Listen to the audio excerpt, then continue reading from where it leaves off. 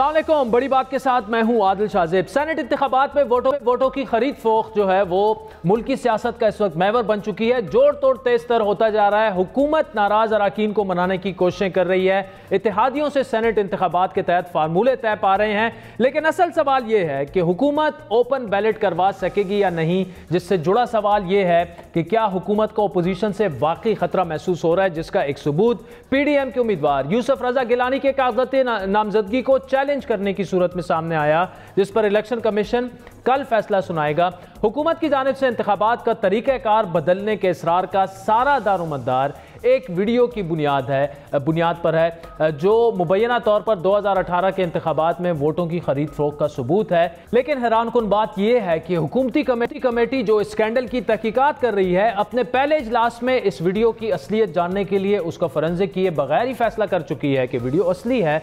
जो हैरानकुन इसलिए नहीं कि कमेटी के रुकन और वफाकी वजीर फवाद चौधरी बड़ी बात में यह ऐलान पहले ही कर चुके थे कि ना तो तहरीक इंसाफ के अहम रहनुमाओं पर लगने वाले इल्जामात की तहकीकात होंगी और ना ही वीडियो का फोरेंसिक करवाने की कोई जरूरत है।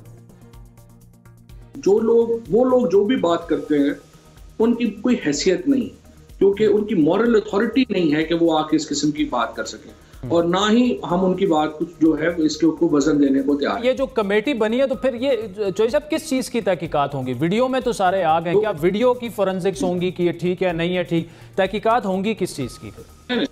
कोई नहीं, वो तो वीडियो तो सबके सामने है, उसकी क्या फोरेंसिक करनी है। तो हम देखेंगे कि जिन्होंने पैसे लिए हैं इनके खिलाफ क्रिमिनल केस जो है लायबिलिटी कहाँ पे चलानी है, और जो सेनेटर इनके पैसों से बने हैं उनको देखते हैं कि उनको सेनेट उनसे निजात। अब इस मौक़िफ़ पर यकीनन सवाल उठता है कि अगर हुकूमत वाकई इंतखाबात में शफाफियत लाने पर संजीदा है, तो फिर ये तहकीकात शफाफ तरीके से क्यों नहीं हो रही? दूसरी जानिब पीडीएम हैरानकुन तौर पर चेयरमैन सेनेट के खिलाफ जो अदम एतमाद की तहरीक हुई थी उसमें नाकाम हुई, लेकिन उसके बावजूद अब भी खुफिया राय शुमारी के हक में है। अपोजिशन का दावा यह है कि अगर मौजूदा निज़ाम तब्दील करना है तो सिर्फ असम्बली के जरिए ही हो सकता है। अब वो अदालत में जा रहे हैं कि आप कोई ऐसा अमेंडमेंट लेकर आएँ जिसमें कि आपका पता चले कि कौन आदमी किसको वोट दे रहा है। जो पार्लियामेंट का डोमेन है और जो ट्रैकोटमी ऑफ पावर है उसकी रिस्पेक्ट होनी चाहिए, और पार्लियामेंट का रोल किसी और के पास नहीं जाना चाहिए। पाकिस्तान के आइन में तरमीम का हक सिर्फ पाकिस्तान की पार्लियामेंट को है, किसी और को नहीं है।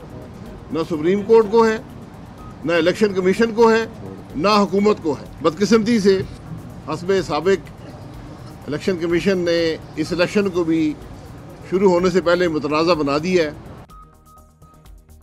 लेकिन दूसरी जानिब सवाल ये उठ रहा है कि अपोजिशन जिस इलेक्शन कमीशन पर जानिबदारी का इल्ज़ाम लगाती रही है, आज वही इलेक्शन कमीशन सुप्रीम कोर्ट में अपोजिशन के मौक़िफ़ की तायीद करता नजर आ रहा है। ऐसे में अगर हुकूमत कोई कानून साजी ऐवान में भी अगर ले आती है तो क्या अपोजिशन उसका साथ देगी? साथ ही ये मामला भी अहम है कि अगर इलेक्शन कमीशन यूसुफ रजा गिलानी के कागजात नामजदगी को मुस्तरद कर देता है तो ऐसी सूरत में पीडीएम की हिकमत अमली क्या होगी? इन्हीं तमाम मामलात पर बात करेंगे।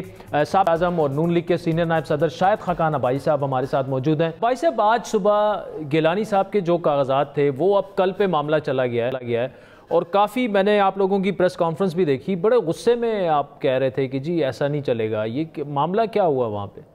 देखिए, हमेशा इलेक्शन को मुतनाज़ा बनाया जाता है। ऑब्जेक्शंस इस पे दो उम्मीदवार हैं, हफीजुल्लाह शेख साहब थे, उनके खिलाफ हमारे पास बहुत सा मवाद था। गिलानी साहब ने कहा कि मैं इन पे ऑब्जेक्शन नहीं करवाना चाहता, ये मेरे वज़ीर रहे हैं तो आप ऑब्जेक्शन ना करें। हम आए, हमें ख़त भेजा दो दिन पहले इलेक्शन कमीशन ने कि अगर प्रपोजर और सेकेंडर नहीं आएंगे टाइम पर तो आपके कागज़ समैरली रिजेक्ट हो जाएंगे। समैरली रिजेक्ट हो जाएंगे, ठीक है, यानी कोई रिकोर्स नहीं है। वहाँ पर हम बैठे, प्रपोजर भी थे, सेकेंडर भी थे, वहाँ कोई 10 वकील आकर बैठ गए हुकूमती पार्टी के, और उन्होंने कहा जी रिटर्निंग अफसरों के जी हम टाइम हमारे पास नहीं था, हम कागज़ इनके नहीं ले सके, हमें टाइम दें, हम और हमारे वकील जो है वो लाहौर से आ रहे हैं तो हमें टाइम दिया जाए। तो जज साहब रिटर्निंग अफसर ने कहा ठीक है जी आप 3 बजे आ जाएं। मैंने उनसे कहा, मैंने कहा जी ये दोहरा इंसाफ है यहाँ पर। आप जो आदमी इलेक्शन लड़ रहा है उसको कह रहे हैं कि अगर तुम वक्त पे 11 बजे खुद ना पहुंचे प्रपोजल सेकेंडर के साथ तो मैं तुम्हारे कागज वहीं तुम्हारी नॉमिनेशन खत्म कर दूंगा। ये लोग आए, ये राइटिंग में आपको दिया गया था? जी खत है। अच्छा, ये इलेक्शन कमीशन ने खत जारी किया। हमने कहा कि ये लोग आए हैं, कहते ना हमारे पास कागज है, ना वक्त है। इसमें सवाल ये है ना कि अगर उनको टाइम दे दिया गया है तो कल 9 बजे तक इंतजार कर लें, कल मंजूर हो जाएंगे उनके कागजात। इसमें हुकूमत का क्या लेना? वो तो इलेक्शन कमीशन का काम है, तो मुदाखलत कहां से आ गई इसमें? मुदाखलत आपको मैं यही बता रहा हूं कि बदकिस्मती से हमारे मुल्क में कोई इदारा भी आज़ाद नहीं रहा, डिक्टेशन पे इदारे चलते हैं। ये बदकिस्मती है कि हम कानून भी डिक्टेशन में भूल जाते हैं कि मुल्क का कानून अपना लिखा हुआ खाता है इलेक्शन कमीशन का।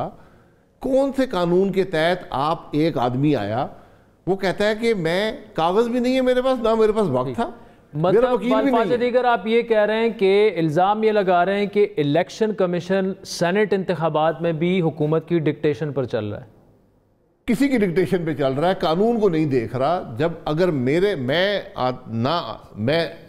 यानी गिलानी साहब, अगर मैं वहां मौजूद ना होता, गिलानी साहब के पेपर रिजेक्ट हो जाते, उनको 1 मिनट का टाइम भी ना मिलता। ठीक, यहाँ पर लोग आए हैं जिनका कोई लोकल स्टैंड आई नहीं है, उन्होंने कोई अपना नहीं बताया कि वो क्यों। अब भाई साहब, इस बुनियाद पर आप लोग कह रहे हैं कि धांधली का आगाज तकरीबन हो चुका है सेनेट इंतखाबात में। इसके अलावा और कोई शिकायत आपको है? देखिए, शिकायत की बात नहीं होती, बात होती है रवैये की।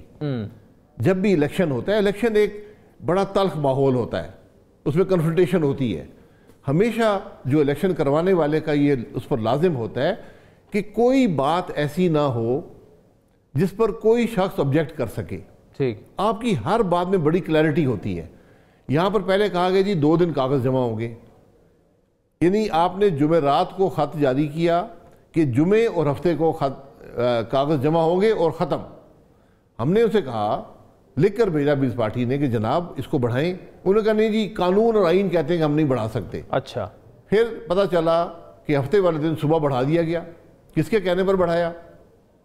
तो शक और शुबहात पैदा हो रहे हैं प्रोसेस के। नहीं, लेकिन यही इलेक्शन कमीशन जो जवाब दे चुका है सुप्रीम कोर्ट ऑफ पाकिस्तान में इसी केस की समाअत में, खुफिया बैलेटिंग की समाअत में, एंड वो बिल्कुल उसी तरह उसको डिफेंड भी कर रहे हैं, तो वो तो तकरीबन वही बात कर रहे हैं जो अपोजिशन का मौक़िफ़ है इस पर। तो इलेक्शन कमीशन अगर वाकई उस पर किसी का प्रेशर है तो वहाँ पे क्यों प्रेशराइज नहीं हो रहा? ये अपोजिशन का मौक़िफ़ नहीं है, ये आइन का मौक़िफ़ है। कोई शख्स भी जो आइन और कानून को समझता है, और मुझे तवक्को है कि इलेक्शन कमीशन जानता है कि आइन में इलेक्शन के बारे में क्या लिखा हुआ है, तो वो वही बात कर रहे हैं जो पाकिस्तान का आइन कर रहा है। अगर वो उससे अलहदा होकर बात करेंगे तो बात आइन में नजरे जरूरत भी तो निकाल सकता है इलेक्शन कमीशन अपने तौर पे। नहीं, मैं माजरत से, अच्छा माजरत से, ये हमारी हमने जो ये सिलसिले शुरू किए ना, नजरिया ज़रूरियत, हाँ, किसने इख्तियार दिया नजरिया ज़रूरत का? जब आपको आइन कह रहा है कि आपका इलेक्शन सीक्रेट होगा। नहीं सर, मेरे कहने का मकसद ये था, अगर वो चाहें, अगर हुकूमत पर प्रेशर, हुकूमत का प्रेशर उन पर हो इलेक्शन कमीशन, तो वो तो निकाल सकते हैं रास्ता, तो वहां क्यों नहीं? मुश्किल है। अच्छा, मुश्किल है क्योंकि वहां पर कुछ बाज़मीर लोग भी होंगे जो नहीं चाहते कि उनके मुंह से आइन से इनहराफ हो। हम तो बड़े आसानी से आइन से इनहराफ कर लेते हैं, नजरिया जरूरत बना लेते हैं, ये चीजें कर लेते हैं। कुछ बाज़मीर लोग शायद मुल्क में रह गए, वो इलेक्शन कमीशन में मौजूद है, इसी वजह एक आध मौजूद है जो अड़ गया इस बात पर कि नहीं, मैं वही बात करूंगा जो आइन कहता है, ठीक, जो मेरा कानून है। लेकिन इसके अलावा जो जिस तरह 2018 के इंतखाबात से पहले प्री पोल रिगिंग के संगीन इल्जामात लगे, फिर ड्यूरिंग जो बैलेटिंग में और राय शुमारी उसमें वोटिंग गिनने में और पूरा वो सारे लगे, क्या अभी कुछ हो रहा है? कुछ आपको फील हो रहा है, महसूस हो रहा है अभी तक? अभी तो मामला शुरू हुआ है ना, अभी तो उम्मीदवार आए हैं, अब आपको नजर आएगा, नजर आएगा। आप उसे सबूत मांगे तो सबूत में नहीं दे सकता, सर्कमस्टेंशियल एविडेंस नजर आता है। ठीक, जिस तरह सेनेट के चेयरमैन के अदम एतमाद में नजर आया कि 64 लोग थे शायद, उन्होंने खाना भी इकट्ठे खाया, सेनेट में आए, रेजोल्यूशन के लिए सारे खड़े हुए, वोट जब निकले तो 50 थे, और फिर जाकर माशाल्लाह सबने चाय भी इकट्ठे पी। अच्छा तो मेरा सवाल ये है कि उन 14 ने ज़मीर बेच दिया, वो जिन्होंने ज़मीर बेचा, तो आप लोगों ने क्या किया? उनका मैंने कुछ नहीं कर सकते, और नून लीग उनका ना कुछ आप कर सकते हैं ना हो सकता है। मेरा सवाल ये है कि ज़मीर खरीदने वाला कौन था? मेरी भी सवाल में मुझे इजाजत दे देना। संजानी साहब को वोट पड़े वही होंगे। तो संजानी साहब फिर अगर वो वोट खरीद रहे हैं तो फिर उस कुर्सी पर बैठने के काबिल नहीं है, उसके अहल नहीं है। अगर चेयरमैन सेनेट मुल्क का वोट खरीद रहा है फिर वो वहां बैठने का काबिल नहीं है। हो सकता है किसी दोस्त ने कहा हो कि जी मैं ये मैनेज कर दूंगा सारा, और दोस्त खरीद रहे हैं, फिर दोस्ती तो और बुरी हो गई कि अब आप दोस्तों के भी आप पर एहसान हो गया। ठीक, अच्छा ये बताइएगा कि ये भी कहा जा रहा है कि अगर पहले तो देखेंगे कि गिलानी साहब के कागजात कल एक्सेप्ट हो जाते हैं और अगर वो इलेक्शन जीत भी जाते हैं, चेयरमैन सेनेट के इंतखाबात में सुना यह है कि वो फिर मजबूत उम्मीदवार के तौर पर सामने आएंगे। देखिए वो बाद की बात है, मतलब पीडीएम ने कोई फैसला इस पे नहीं किया। के पास नहीं, ऐसा कोई फैसला ना है ना हो सकता है। लेकिन गिलानी साहब की उम्मीदवारी पर क्या जेयूआई ऑन बोर्ड है? मौलाना साहब देखिए नाराज दिख रहे हैं फिलहाल, यानी एज अ सेनेटर। जी जी जी बिल्कुल, जेयूआई बिल्कुल ऑन बोर्ड है। अच्छा बिल्कुल, ये तो पीडीएम का फैसला है। जो उम्मीदवार बने हैं ये तो हमारी यानी डिमांड पर वो उम्मीदवार बने। अच्छा जी, लेकिन इसका फैसला नहीं हुआ कि उन्हें कोई चेयरमैन सेनेट बाद में बनाया जाएगा। वो बात की बात है, वो सेनेट का चेयरमैन का इलेक्शन अलहदा होता है, उसके अपने महरकात होते हैं, वो इस तरह तो नहीं होता। ठीक, अगर ये हो जाता है तो तरीके अदम एतमाद की बातचीत हो सकती है, क्योंकि जरदारी साहब कहेंगे ये लें जी नंबर प्रूव हो गए। देखिए तहरीम अदम एतमाद की इस इलेक्शन से कोई ताल्लुक नहीं है। अच्छा, तहरीक अदम इलेक्शन में वोट पड़ते हैं। तहरीक अदम एतमाद में 172 MNA असेंबली के अंदर मौजूद होना चाहिए जो उस रेजोल्यूशन के हक में वोट दे फिजिकली। ठीक, तो वो फर्क है। अच्छा, ऐसे कहीं ऐसा ना हो जाए कि उल्टा पीडीएम के लोग फिर टूट जाएं और हफीज शेख साहब ज्यादा मेजोरिटी से जीत जाएं, फिर पीडीएम क्या करेगी? जी बिल्कुल, अल्लाह करे ऐसा ना हो, ये सब मुमकिनात में है। मैं तो यही कह रहा हूँ कि फिर वही बात सवाल उठेगा कि ये वोट खरीदने वाला कौन था। बात तो ये है ना। मरियम साहिबा ने कहा है कि जी उनकी कोई सर्जरी होनी है, लेकिन वो हुकूमत से नहीं कहेंगी कि उनका नाम ECL से निकाला जाए। फवाद चौधरी साहब ये कह रहे हैं कि जी वो राब्ते में हैं और वो बाहर जाना चाहती हैं। ये भाई साहब क्या चल रहा है? वो बाहर जाना चाहती हैं फिर वापस नहीं आएंगी, पार्टी का क्या बनेगा, पीडीएम का क्या बनेगा? फवाद चौधरी साहब साइंस एंड टेक्नोलॉजी के वजीर हैं।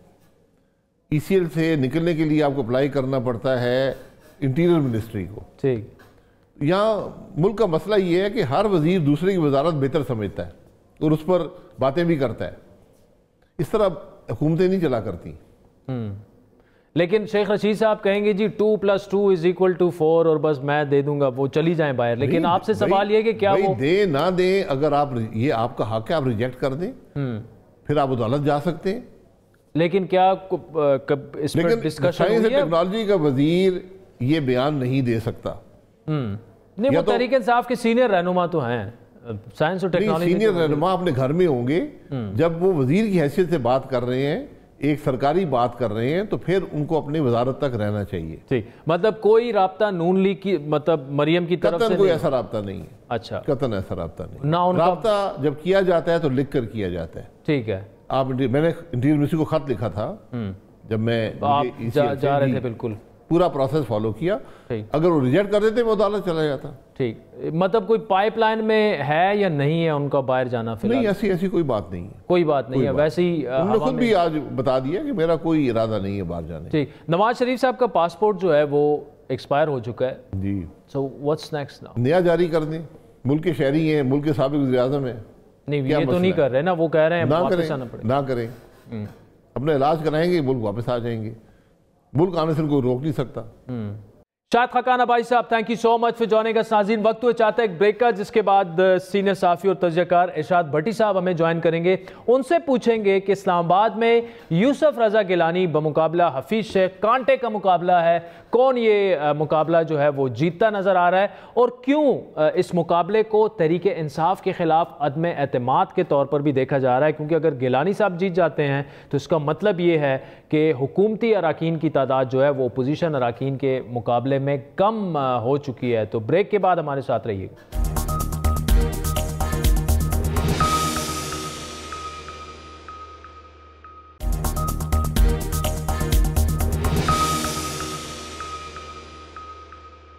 वेलकम बैक नाज़रीन। ब्रेक से पहले शाहिद खाकाना भाई साहब से तफसीली गुफ्तगू हुई। अब इस्लामाबाद में सियासी माहौल तो गर्म हो चुका है और ये मामला किस तरफ जा सकता है इस्लामाबाद के बाखबर तरीन सहाफ़ियों में से एक इरशाद भट्टी साहब हमारे साथ मौजूद है। भट्टी साहब, thank you so much for joining us. Senate इंतखाबात किसको जितवा रहे हैं आप, गिलानी साहब को या हफीज़ शेख साहब को?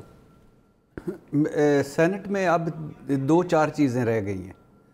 पहली चीज़ फैसल वाडा का क्या बनेगा दूसरी चीज़ जरदारी फैक्टर कितना इम्पोर्टेंट है, ठीक है, कि जरदारी साहब जादू की छड़ी चला पाएंगे 1, 2, 3 सेनेटर्स लेफ़्ट राइट। तीसरी चीज़ शायद खाका नवाज यूसुफ रज़ा गिलानी साहब हारेंगे या जीतेंगे। तो ये 3-4 चीज़ें दिलचस्प हैं। लेकिन मुझे इस पे कि जिता किसको इस तरफ जाने से पहले मैं हैरान होता हूँ कि यूसुफ रज़ा गिलानी साहब ने ये क्यों कबूल किया। हमारे और महज़ब दुनिया में एक फ़र्क क्या है कि वहाँ अच्छा हुक्मरान हो, बुरा हुक्मरान हो, मुसल्लत किया गया हो, ना मुसल्लत किया होगा, रिटायरमेंट जान छूट जाती है। ये जान ही नहीं छोड़ते, चिमटे रहते हैं, चिमटे रहते हैं, चिमटे रहते हैं। अल्लाह ने आपको वज़ीर आज़म पाकिस्तान बनाया, 4 साल 2 महीने आप वज़ीर आज़म पाकिस्तान रहे, आपने नहीं मानी सुप्रीम कोर्ट की बात, वफ़ादारी पार्टी से की, नायल हुए, अहलियत के बाद आए आप घर बैठे कहें कि बस बहुत हो गया। सबसे हाईएस्ट यही मैं जवेद हाशमी साहब के जिस दिन उन्होंने तरीके इंसाफ से छोड़ा था, कंटेनर से उतरे थे, मुल्तान जाके बैठ जाते, इज़्ज़तें। आज वो कहीं खड़े होते हैं, कभी कहीं खड़े होते हैं, कोई नाम उनका लेता है, कोई नहीं लेता। तो गिलानी साहब हमारे प्रॉब्लम ये है कि कहाँ हमें रुकना चाहिए, कहाँ हमें निकल जाना चाहिए। भरिया मेला कोई नहीं छोड़ना चाहता, तो इनको नहीं करना चाहिए। ठीक, लेकिन मुझे लगता है मैं कोई अनहोनी ना हो जाए तो अलग बात है, मुझे लगता है कि और फिर दूसरी बात, मज़े की बात उससे पहले कि हफीज़ शेख कौन है, इनके सबॉर्डिनेट, यानी इनके नहीं, आपको जो लगता है वो आप खा गए हैं। आपको मुझे लगता है हफीज़ शेख जीत जाएगा। अच्छा, हाँ, क्या चलें, ये तो फिर मेरे ख्याल में कि एक हिंट हमें आ गई है कि हफीज़ शेख साहब जो हैं वो जीत जाएंगे। अच्छा, इसमें एक बात ये है बड़ी साहब कि ख़बर ये है मेरी कि जरदारी साहब और नून लीग दोनों ये चाहते हैं कि अगर तो यूसुफ रज़ा गिलानी जीत जाते हैं तो उन्हें चेयरमैन सेनेट बनवाया जाए। वहाँ पे संजरानी साहब चेयरमैन सेनेट हैं, तहरीक इंसाफ अपना चेयरमैन सेनेट लाना चाह रही है। उससे ये होगा कि अगर PDM वहाँ पे स्टक हो जाती है, बिज़ी हो जाती है, तो वो लॉन्ग मार्च और वो धरने और वो चीज़ें थोड़ी सी साइड पे हो जाएंगी। देखिए, एक बात तो ये है कि अगर यूसुफ रज़ा गिलानी साहब जीत जाते हैं तो ये हुकूमत के लिए ऐसे ही है जैसे उसका बजट फेल हो जाए। ये ऐसे ही है जैसे तरीके अदम एतमाद हुकूमत के ख़िलाफ़ है। उसके बाद सेनेट की कोई नहीं रहती, अहमियत नहीं रह जाती मेरा ख्याल। उसके बाद मेरे ख्याल से क्या मतलब है कि यानी अक्सरियत नहीं है कौमी असम्बली में इमरान खान के पास। तो इमरान खान साहब को के लिए ये तरीके अदम एतमाद है जिसको उन्होंने नाकाम बनाना है और यूसुफ रज़ा गिलानी को हराना है।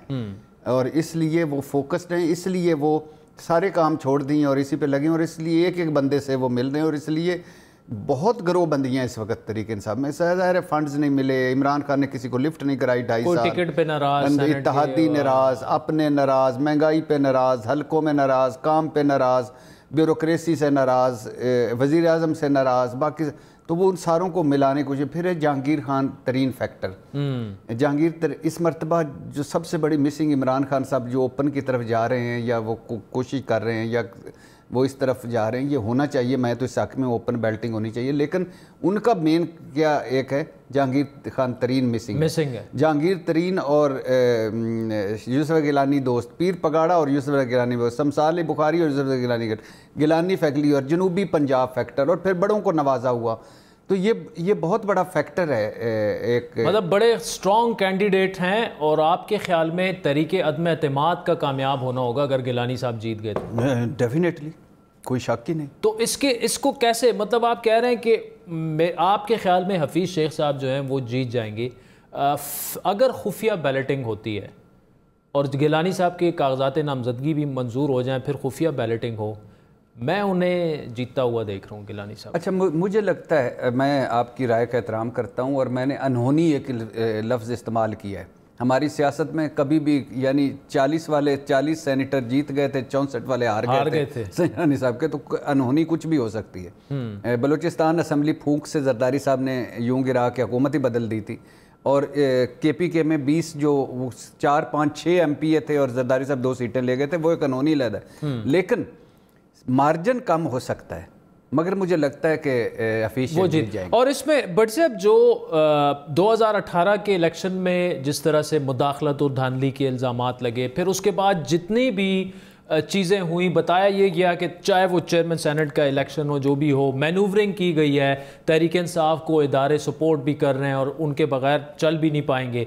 क्या आप समझते हैं कि सेनेट इंतखाबात इतने आज़ाद और शफाफ होंगे कि PDM कहेगी हाँ ठीक है जी, कोई मुदाखलत इसमें नहीं है? होते देख रहे हैं मैं तो मेरी तो ख्वाहिश है कि PDM के लोग टूटे, PDM के लोग सीक्रेट बेल्ट में इनको धोखा दें। अच्छा, ये मेरी अंदर की ख्वाहिश है, कमीनी सी ख्वाहिश है, सेल्फिश सी ख्वाहिश है, हालांकि मैं नहीं चाहता कैसा हो। नहीं, जब आप तजिया करें तो अंदर की ख्वाहिश साइड पे करें। नहीं, मेरी ख्वाहिश क्यों है? हाँ, क्योंकि ये ओपन बेल्टिंग की तरफ नहीं आ रहे, डसे हुए हैं, मिसाक जमहूरियत में है, 20 साल से लगे हुए हैं। नवाज शरीफ साहब मकरू फेल, बिलावल भुट्टो करप्शन कम करनी चाहिए, Hassan Iqbal, Ishaq Dar, A to Z तक सारे, मोहसिन लगारी जब बना तो रोए धोए, गवर्नर सरवर जब इनके वोटों से बना ये रोए धोए, चेयरमैन सेनेट हुआ रोए धोए, बाकी सारा कुछ हुआ रोए धोए। लेकिन at the end of the day बुग़्ज़ इमरान कि अब नकब इमरान खान को लगने लगी, इसलिए अब थोड़ी सी ये बेहतर पोजीशन में, इसलिए अब थोड़े से इनको पता है कि चूं चूं का मुरब्बा है, ये हुकूमत तो इसमें से तोड़ सकते हैं, इसलिए अब इनके ATM काम कर रहे हैं, इसलिए।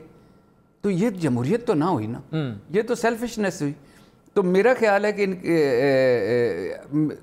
इस मर्तबा उतना नहीं जाएगा तवक्को के मुताबिक जितना ये तवक्को कर रहे हैं कि हम लूट मार करके इधर से इधर से इधर से और वोट ले लेंगे। लेकिन आपको ये शफाफ होते नजर आ रहे हैं सर? नहीं, रोएंगे, रोंदू सियासत है। अच्छा, अल्हम्दुलिल्लाह रोएंगे। फिर भी कहेंगे कि मुदाखलत भी धांधली भी। मैं कह रहा हूँ कि यूरोप के ले आए चीफ इलेक्शन कमिश्नर, बरतानिया और अमेरिका के ले आए ऊपर मुबस्सर, बिठा दें, रोएंगे।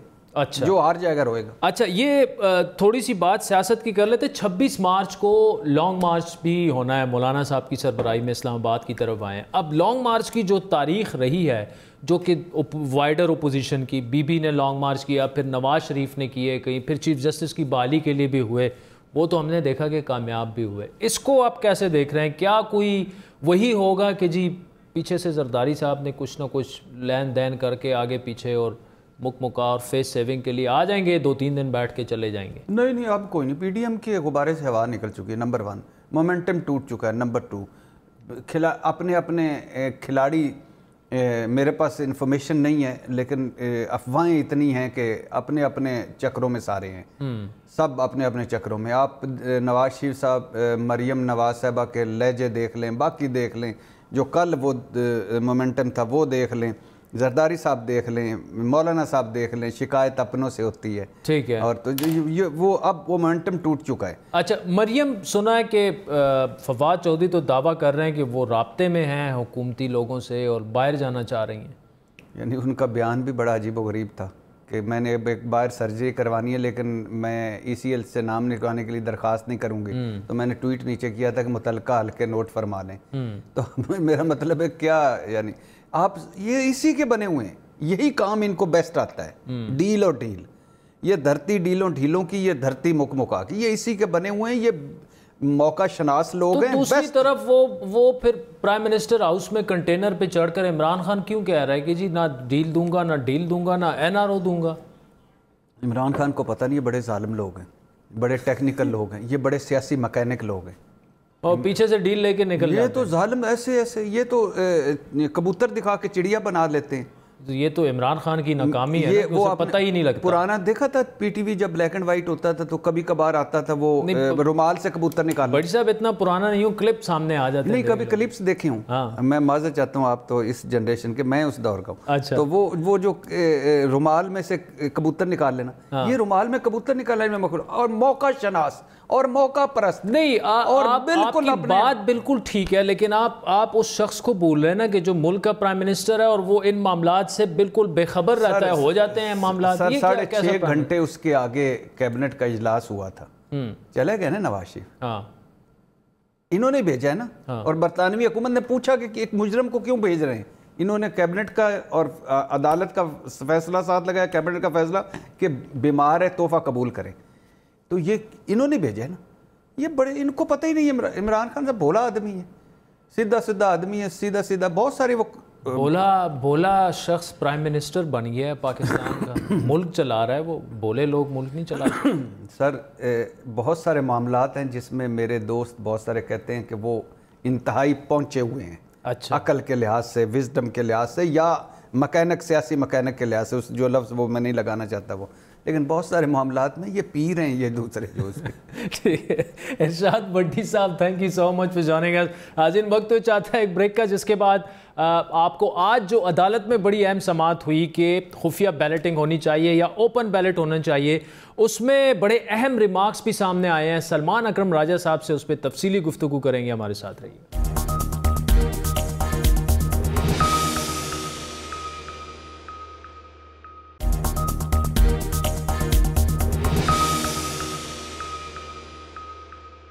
वेलकम बैक नाज़रीन। सेनेट इंतखाबात का मैदान सज चुका है, जोड़ तोड़ तेज तर होता जा रहा है, लेकिन इस वक्त तमाम नजरें सुप्रीम कोर्ट की जानिब है, जहां अब तक ये फैसला नहीं हो सका कि 3 मार्च को सेनेट का इलेक्शन ओपन बैलेट से होगा या खुफिया रायशुमारी से। आज एक और अहम समाअत हुई और इलेक्शन कमीशन अपने साबिका मौक़िफ़ पर डटा रहा कि आइन के आर्टिकल 226 के तहत सेनेट इलेक्शन खुफिया रायशुमारी से ही होता है और वोट को खुफिया रखने का मतलब है कि वोट हमेशा खुफिया ही रहेंगे। सुप्रीम कोर्ट के 5 रुकनी बेंच में शामिल जस्टिस एजाजुल हसन ने रिमार्क्स दिए कि वोट हमेशा के लिए खुफिया नहीं रह सकता, क़यामत तक वोट खुफिया रहना आइन में है ना अदालती फैसलों में है। जस्टिस एजाजुल हसन ने यहाँ पर सवाल किया कि क्या इलेक्ट्रॉनिक वोटिंग खुफिया हो सकती है, क्योंकि इंटरनेट पर होने वाली हर चीज़ ट्रेस हो सकती है। उन्होंने सवाल उठाया कि मुतनासिब नुमाइंदगी का क्या मतलब है, इलेक्शन कमीशन मुतनासिब नुमाइंदगी को कैसे यकीनी बनाएगी, जिस जमात की सेनेट में जितनी नशिस्तें बनती हैं उससे उतनी मिलनी चाहिए। बड़े अहम रिमार्क्स हैं। किसी जमात को कम नशिस्तें मिलें तो जिम्मेदार इलेक्शन कमीशन ऑफ पाकिस्तान होगा, ये अदालत के रिमार्क्स हैं। सूबाई असम्बली के तनासब से सेनेट नशिस्तें ना मिली तो ये इलेक्शन कमीशन की नाकामी होगी, जिस पर वकील इलेक्शन कमीशन ने जवाब दिया कि असम्बलियों में 20 के करीब आज़ाद अरकान भी हैं। जस्टिस एजाजुल हसन ने रिमार्क्स दिए कि आज़ाद उम्मीदवार जिसको चाहिए वो वोट दे सकता है, जिस पर चाहे वोट दे सकता है, जिस पर वकील इलेक्शन कमीशन ने मौक़िफ़ अपनाया कि आज़ादाना वोट ना दिया जाए तो सेनेट इंतखाबात इलेक्शन नहीं सिलेक्शन होंगे। चीफ जस्टिस गुलजार अहमद ने यहाँ पर सवाल किया कि अगर कोई जमात तनासब से ज़्यादा सेनेट सीटें ले तो इलेक्शन कमीशन क्या करेगा, इलेक्शन कमीशन कैसे तयन करता है कि इंतखाबात मुतनासिब नुमाइंदगी से हुए। बेंच के रुकन जस्टिस एजाजुल हसन ने रिमार्क्स दिए कि वोट फरोख्त करने से मुतनासिब नुमाइंदगी के उसूल की धज्जियाँ उड़ेंगी। कोई जमात तनासब से हटकर सीटें जीत ले तो सिस्टम तबाह हो जाएगा। इलेक्शन कमीशन के वकील ने जवाब दिया कि किसी को वोट का हक इस्तेमाल करने से नहीं रोका जा सकता, जिस पर चीफ जस्टिस ने रिमार्क्स दिए कि क्या मुतनासिब नुमाइंदगी ना होने से सेनेट इलेक्शन कलअदम हो जाएंगे। वोटिंग बेशक खुफिया हो लेकिन नशिस्तें उतनी ही होनी चाहिए जितनी बनती हैं। जस्टिस एजाजुल हसन ने रिमार्क्स दिए कि सियासी जमातों को तनासब से कम नशिस्तें मिलें तो कानून साजी कैसे होगी। अदालत में मौजूद अटॉर्नी जनरल ने मौक़िफ़ अपनाया कि इलेक्शन कमीशन को नींद से जागना होगा। तमाम रियासती इदारे इलेक्शन कमीशन की बात के पाबंद हैं। बैलेट पेपर्स पर बार कोड या सीरियल नंबर लिखा जा सकता है। चीफ जस्टिस ने रिमार्क्स दिए कि वोट खरीदने वाले कैसे यकीनी बनाते हैं कि वोट उन्हीं को मिलेगा। पैसे देने वालों के पास भी कोई सिस्टम तो होता है कि बिकने वाला वोट देगा या नहीं। इलेक्शन कमीशन को मालूम है लेकिन हमें बता नहीं रहे। चीफ जस्टिस के रिमार्क्स पर अटॉर्नी जनरल बोले कि बेईमानी हमेशा ईमानदारी से होती है। उन्होंने इंकशाफ किया कि इस्लामाबाद में आज भी लोग नोटों के बैग लेकर बैठे हुए हैं और इसलिए रुके हुए हैं कि अदालत ओपन बैलेट के अहकामात न जारी कर दे। अटॉर्नी जनरल ने कहा कि इलेक्शन कमीशन जदीद टेक्नोलॉजी इस्तेमाल कर सकती है। मखसूस बारकोड जो है वो मखसूस बारकोड वाले बैलेट पेपर जारी किए जा सकते हैं जिससे सिर्फ इलेक्शन कमीशन ही वोट की शिनाख्त कर सके। जस्टिस एजाजुल हसन ने रिमार्क्स दिए कि मनशियात और 2 नंबर की कमाई वोटों की खरीदारी में इस्तेमाल होती है, जिस पर अटॉर्नी जनरल ने दावा किया कि 2018 इंतखाबात की मुबैना वीडियो सामने आने के बाद खरीदो फरोख्त का नया तरीक़ाकार सामने आया है। पैसे लेकर पहुँचाने वाले कमीशन ले रहे हैं। दुबई में पैसा पहुंचाने का रेट अलग है, लंदन में पैसा पहुंचाने का रेट ज्यादा है। चीफ जस्टिस ने रिमार्क्स दिए कि इलेक्शन कमीशन समझने की कोशिश करे वो पूरे मुल्क पर हुकूमत लाता है। सेनेट इंतखाबात पहली बार नहीं हो रहे। एक आला आईनी इदारा अब तक इस मामले पर गौर क्यों नहीं कर सका? क्या तनासब से हटकर आने वाले नताइज गैर कानूनी नहीं? मुल्क की किस्मत इलेक्शन कमीशन के हाथ में है। इलेक्शन कमीशन अपनी जिम्मेदारी को समझे। चीफ जस्टिस ने चीफ इलेक्शन कमिश्नर से सवाल किया कि क्या आपने वतन पार्टी केस में सुप्रीम कोर्ट का फैसला पढ़ा है, जिस पर चीफ इलेक्शन कमिश्नर ने नफी में जवाब दिया।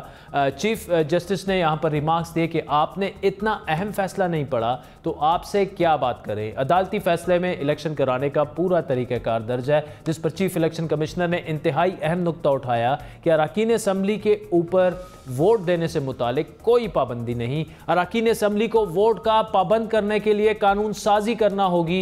इंतहाई अहम बात है कि समाअत के दौरान एडवोकेट जनरल खैबर पख्तूनख्वा ने इलेक्शन कमीशन के खिलाफ राय दी कि अरकान असम्बली अपनी मर्जी से सेनेट इलेक्शन में वोट नहीं दे सकते और मुतनासिब नुमाइंदगी का मतलब सूबाई हुकूमत की सेनेट में अददी नुमाइंदगी है, जिस पर मिस्टर जस्टिस याहिया आफरीदी ने सवाल उठाया कि अगर मुतनासिब नुमाइंदगी ही है तो इलेक्शन की क्या ज़रूरत है, जिस पर एडवोकेट जनरल ने जवाब दिया कि अक्सरियत की हुकूमत और अक़लियत की नुमाइंदगी होती है। इस अहम केस में सवाल ये उठ रहा है नाज़रीन के इलेक्शन कमीशन, जिस पर अपोजिशन 2018 के इंतखाबात के नताइज से लेकर वफाकी वज़ीर फैसल वाडा नायली केस, PTI फॉरेन फंड ने केस और आज यूसुफ रज़ा गिलानी के कागजात नामजदगी के मामले पर भी जानिबदारी और हुकूमत की तरफदारी का इल्ज़ाम लगाती रही है। हुकूमत की इस ख्वाहिश के खिलाफ क्यों डटा हुआ है कि ओपन बैलेट आईनी तरमीम के बगैर नामुमकिन है। आज की समाअत में सुप्रीम कोर्ट के मोअज़्ज़िज़ जजेस की राय भी इस हक में नज़र आ रही है कि अगर इलेक्शन खुफिया भी हो तो वोट की शिनाख्त का कोई तरीक़ाकार मौजूद हो। बड़ी बात की मालूमात के मुताबिक इस मामले में हुकूमत की कानूनी टीम में भी इख्तलाफात मौजूद हैं और वज़ीर कानून फ़ारूक नसीम इलेक्शन कमीशन के मौक़िफ़ की तायीद कर रहे हैं, लेकिन अटॉर्नी जनरल की राय यह है कि आईनी तरमीम के बगैर मामला हल हो सकता है। इसीलिए एक इख्तलाफ राय भी नज़र आ रहा है और इस मामले में फ़ारूक नसीम अब तक सामने भी नहीं आए खुलकर और अटॉर्नी जनरल ही अदालती कार्रवाई को आगे उसमें लेकर चल रहे हैं केस को। लेकिन इलेक्शन कमीशन अटॉर्नी जनरल और सुप्रीम कोर्ट में से किसकी राय आइन की रूह से के करीब तर है और जो अहम सवालात आज अदालत में उठाए गए उनके जवाब क्या है, आइनी माहिरीन जो हैं वो क्या सोचते हैं, इस पर तफसीली गुफ्तगू करेंगे। बैरिस्टर सलमान अकरम राजा साहब हमारे साथ मौजूद हैं। एक और बड़ी अहम समाअत हुई, तकरीबन 3 दिन अब हो चुके हैं, इलेक्शन कमीशन अपना मौक़िफ़ पेश कर रहा है, लेकिन जज साहिबान की जानिब से बार बार जो जिस तरह के रिमार्क्स आ रहे हैं तो कुछ ना कुछ इलेक्शन कमीशन को बताना होगा कि कैसे यकीनी बनाया जाए कि ये इलेक्शन जो हैं वो शफाफ हों और हर पार्टी को उतनी सीटें मिलें जो तनासब के लिहाज से उसकी बनती हैं। अब ऐसा पहले हुआ तो नहीं है, लेकिन अगर election commission comes up with any solution as well तो फिर तो इलेक्शन कराने की कोई तुक ही नहीं बनती, फिर तो जिस पार्टी की जितनी बनती हैं उनको एलोकेट ही कर दी जाएं। तो ओवर टू यू सर। हमारे यहाँ जाहिर है अब तक तो ताबीर यही रही है आइन की कि एक इलेक्शन होना जरूरी है। इलेक्शन सिंगल ट्रांसफरेबल वोट के जरिए होगा। फिर जो उसके तहत एक निज़ाम वज़ा किया गया है सेनेट का के इलेक्शन का, उसमें तरजीहात का निज़ाम मौजूद है। सिंगल ट्रांसफरेबल वोट से यही समझा जाता है पहली तरजीह, दूसरी तरजीह, तीसरी तरजीह MP हजरात दे सकते हैं। इस्लामाबाद के लिए नेशनल असेंबली के मेंबरान दे सकते हैं। फिर एक फार्मूला है, उसके तहत नंबर जो हैं वो उनका तयन किया जाता है हर उम्मीदवार के हवाले से और फिर कौन कामयाब हुआ कौन कामयाब ना हुआ उसका ऐलान किया जाता है। और ये तमाम मामला जो है खुफिया बैलेट के जरिए से होता है, यानी कि ये जानना मुमकिन नहीं होता कि किस शख्स ने कौन सा बैलेट पेपर इस्तेमाल किया है और उसने किसको क्या वोट दिया है, को पहली तरजीह दी है, किसको दूसरी दी है। सही है। दूसरी बात, अभी तक हमारे आइन में सिर्फ 3 मामलात हैं जिनके हवाले से एक पार्टी का जो मेंबर है, मुंतखब मेंबर जो है, वो पार्टी की हिदायत का पाबंद है। वो आइन के आर्टिकल 63A में वो 3 मामलात दे दिए गए। सेनेट का इलेक्शन शामिल नहीं है उन 3 मामलात में।